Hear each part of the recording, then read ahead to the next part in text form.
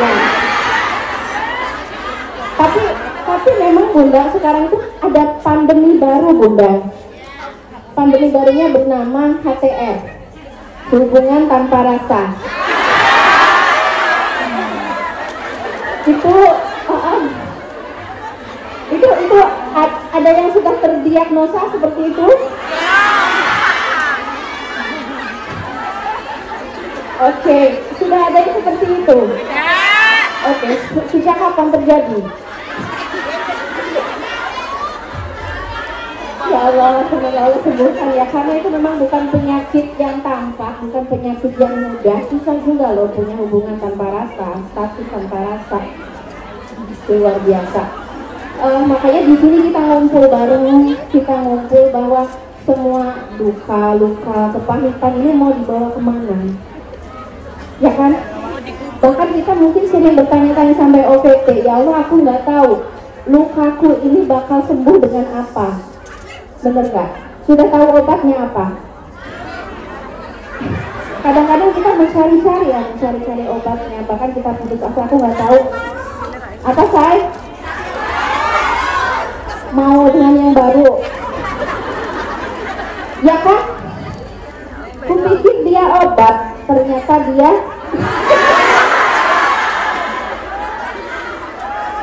ya itu harus hati-hati ya, kita kadang-kadang salah melihat ya. Pikir selama ini dia adalah obat, ternyata luka hebat sekali. Oke, nggak apa-apa, karena kan memang kita hidup di dunia ini membawa hati yang mungil.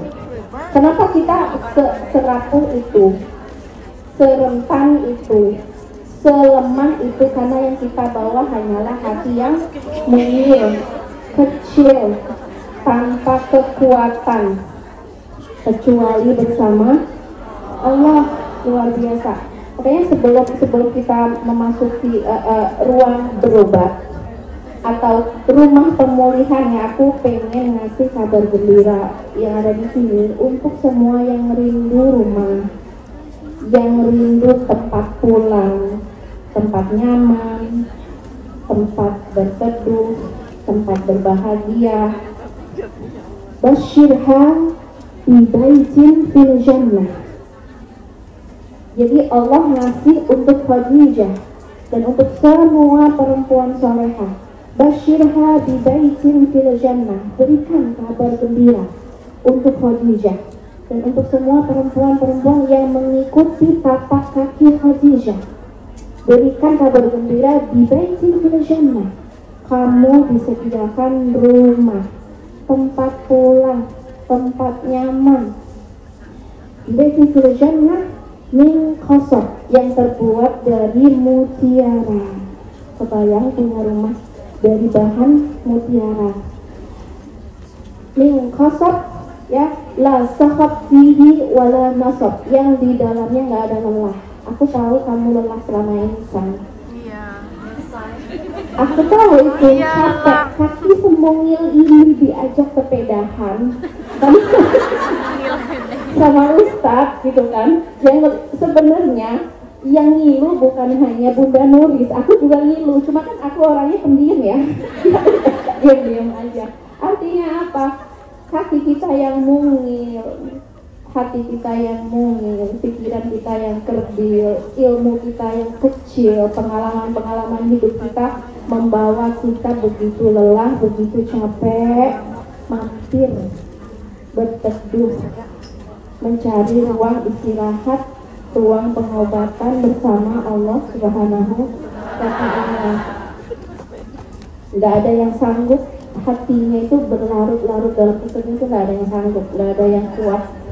Kita butuh bersandar, kita butuh day off, berhenti sejenak hanya untuk menunjukkan Tuhan, ya Allah, my heart is still bleeding.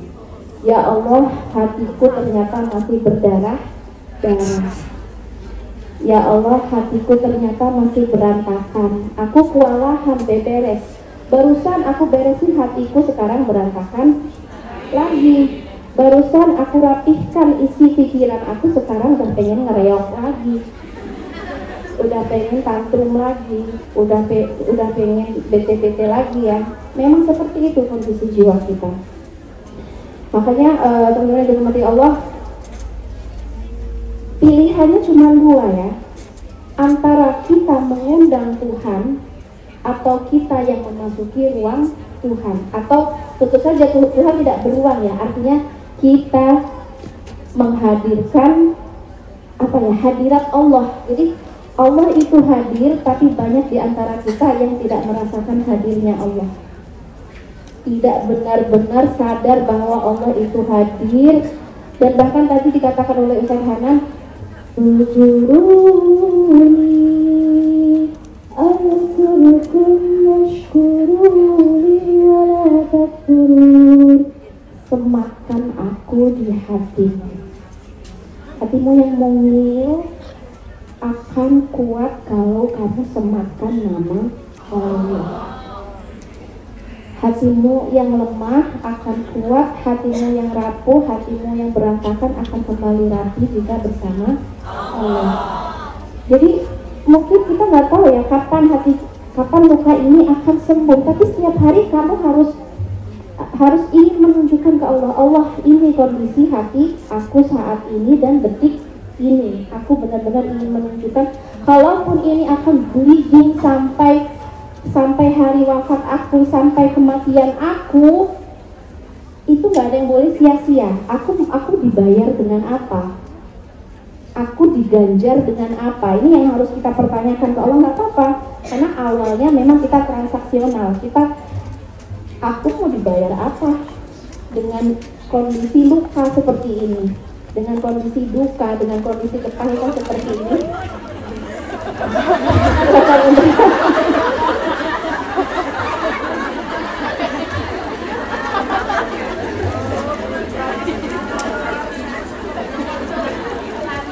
Iklan untuk model hati yang terluka.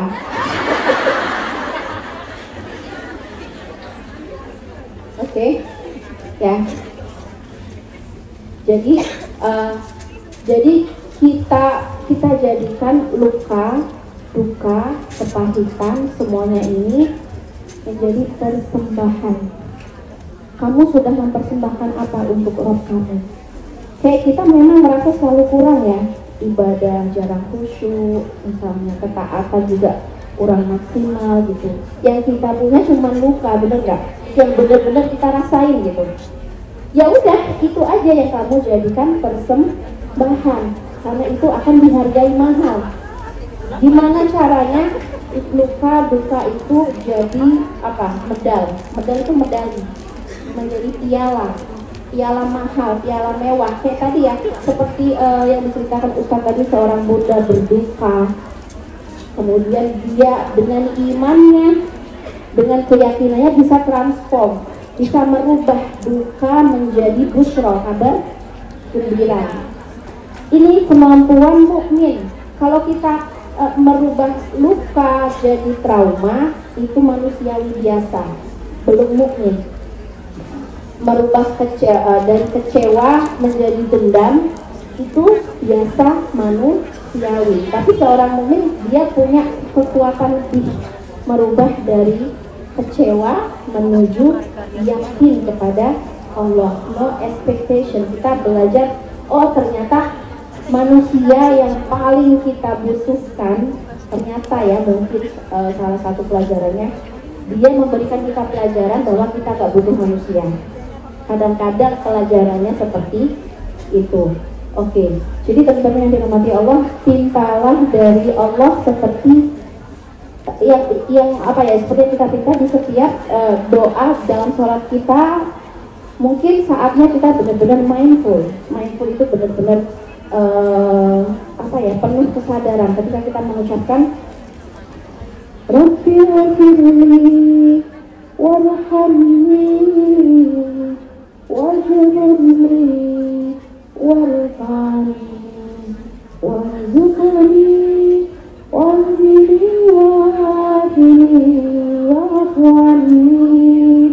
Allah ampuni aku, karena luka ini ternyata bikin aku enggak fokus, benar enggak? Harusnya aku fokus ke Allah, sekarang aku lebih fokus kepada luka. Karena katanya eksis, gak ada yang bisa ngobatin. Ini siapa? Bantu aku merubah fokus, ya kan? Ini fokus aku luka, gimana caranya bergeser menuju Rabbil firli lakal abba hatta tarda. Apapun yang terjadi, I feel nothing. Coba, I feel nothing. Ini pelajaran untuk senyap, pelajaran untuk hening, mengheningkan pikiran, mengheningkan perasaan, sehingga kita feel nothing. Kan kita pikir yang kita rasain banyak, bener nggak? Campur aduk. Nah, kita belajar untuk mengheningkan cipta. Hening untuk apa? Untuk mengucapkan Rabbil firli, ampuni aku. Warhamni, irhamni itu artinya berbelas kasihlah padaku. Karena kita kayak entah ya, di dunia ini kayak kita ngerasa takut untuk meminta belas kasih orang. Pernah ngerasain kayak gitu? Minta belas kasih ke majikan, enak nggak? Minta belas kasih ke suami, enak nggak? Gak ada kecil banget. Minta belas kasih ke ayah ibu kita, enak nggak? Ya, itu sih mungkin ya sebenarnya. Irhamni, kita sangat butuh belas kasih. Kita ungkapkan isi hati kita kepada Allah, pikiran kita, perasaan kita di sebelah mana kelemahan kita. Oh, aku terlalu OVT ya Allah, aku terlalu macam-macam ya. Coba kamu ungkapkan ke Allah, dan jangan pernah takut dengan Allah. Kenapa? Allah Rabbal Mustad'afin. Allah itu Tuhan kaum lemah. Jadi kalau ada orang lemah, Tuhan langsung melindungi. Jadi nggak mungkin Allah itu tahu kelemahan kita, terus dia maki-maki kita. Pernah dimaki sama Allah? Pernah dicaci sama Allah? Pernah dibully sama Allah? Pernah dimaki sama majikan?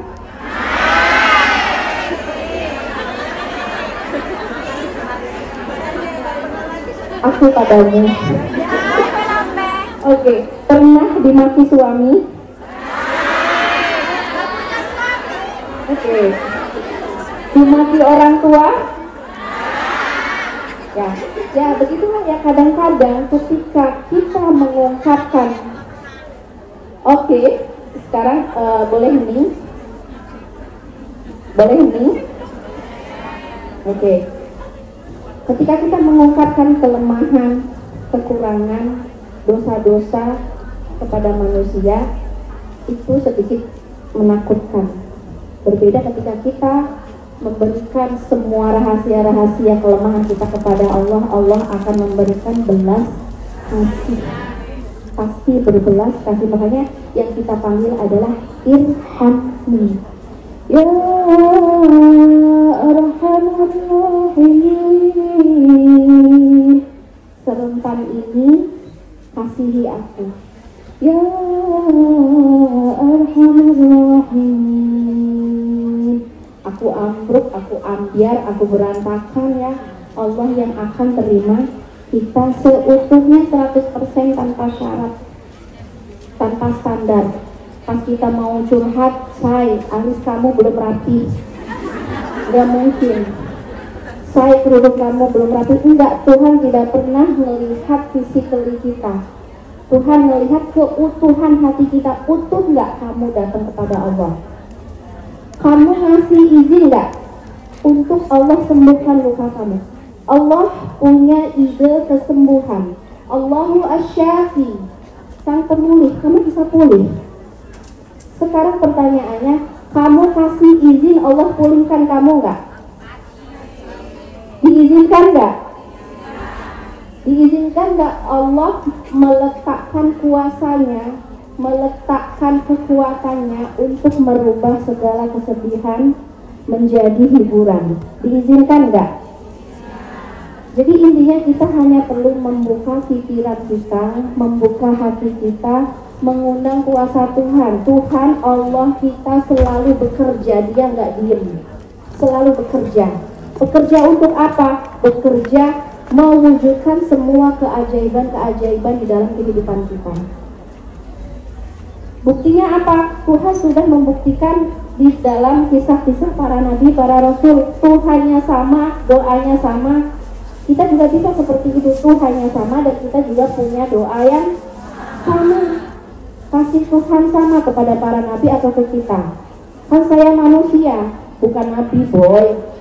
Tidak gitu konsepnya. Tuhannya sama. Kalau kita punya kesiapan yang sama, Tuhan juga akan bekerja dengan cara yang sama.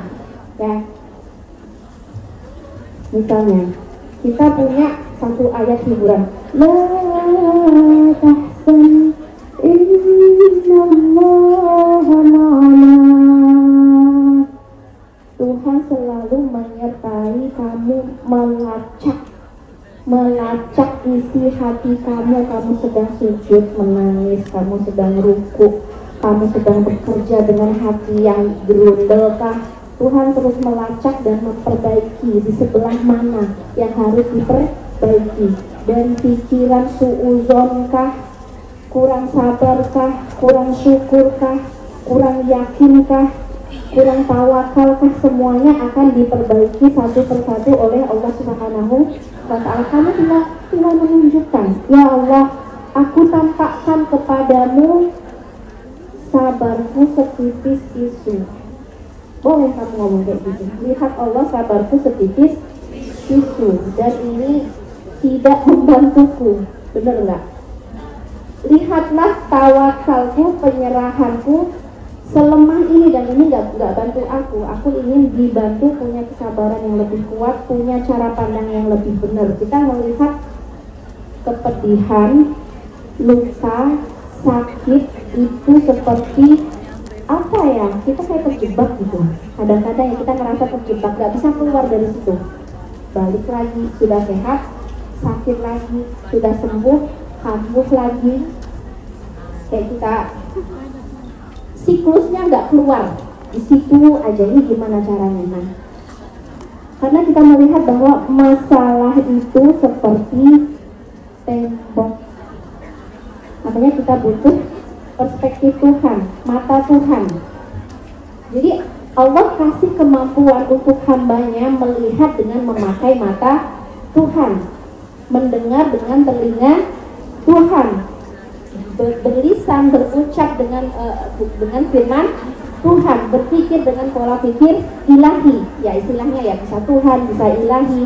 Kita bisa berpikir ilahi, punya rasa ilahi, berbicara secara ilahi ya. Dan ini perlu kita latih. Misalnya kita lihat bahwa kepedihan atau luka ini hanya seperti tembok yang mentok, gak ada jalan keluar. Coba mari kita pakai fasilitas kacamata Tuhan. Oke? Semuanya siap? Kita lihat apakah tembok ini benar-benar tembok mentok, gak ada jalan keluar, ataukah kita temukan sesuatu setelah memakai kacamata Tuhan. Ya, coba kita pakai. Oke, sip, bismillah. Oh, Masya Allah, beneran Umi, beneran itu bukan tembok pembatas. Aku gak mentok, ternyata itu adalah tangga-tangga menuju derajat yang lebih tinggi. Itu bukan tembok. Dari kemarin itu aku tabrak, sakit, makanya aku berasa mentok. Sekarang aku melihat ini hanya seperti tangga. Makanya doa berikutnya adalah Rabbi ighfirli warhamni waj'alni warfa'ni irfa'ni irfa'ni irfa'ni irfa'ni irfa'ni irfa'ni